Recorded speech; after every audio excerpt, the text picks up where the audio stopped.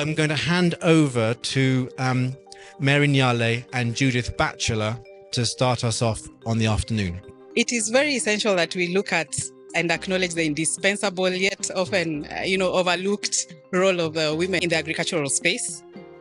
I know we consider the women as the backbone of our food systems, and we have a collective responsibilities to ensure that they receive the recognition, the support, and the resource that they deserve, so that they can be able to participate fully within the value chain. Talk about resilience as if it's a mitigation exercise, but actually resilience done really well gives you competitive advantage, because those that aren't farming regeneratively in a resilient way will be disproportionately impacted by climate change. We want to be able to feed our families good, healthy, fresh, nutritious food.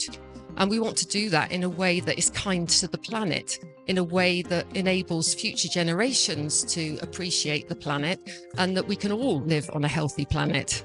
During this discussion that we have this afternoon, we will be speaking to some very, very powerful ladies, or we'll get them to speak to us. And we will also have a chance to interact with them after they have presented their ideas or their knowledge to us. One thing that is fundamental to the challenges of climate change is that we need effectively a new accounting framework if we are going to deliver for food production, for climate change. And so for me, regenerative agriculture is about how do we produce more food effectively on less land and do it much better. As we know, we are implementing the project of the regenerative agriculture, and we have many ways in which we can implement. And one of the ways to mention but a few, we normally use the use of manure and the mulching.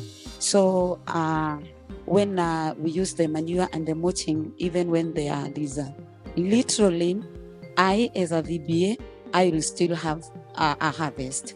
And even when the lanes will be more, I'll have more harvest. Agri-insurance is of great importance for Africa right now, because our agriculture is vulnerable to climate variabilities, and agri-insurance being very critical tool for farmers to enable to mitigate some of the losses and to manage the risks that come with that. As a practitioner in agriculture, I dare say that what I observe, I'm able to relate with women much better. I'm able to understand the experiences and even the challenges much better. I believe one of the biggest innovation that we got into fish farming was around cage fish farming. So our questions were about what tools do we need to scale this up and to kind of overcome the main challenges. So what I'm going to kind of present back is the tools rather than the challenges. So the first one, it probably comes up all the time, is money.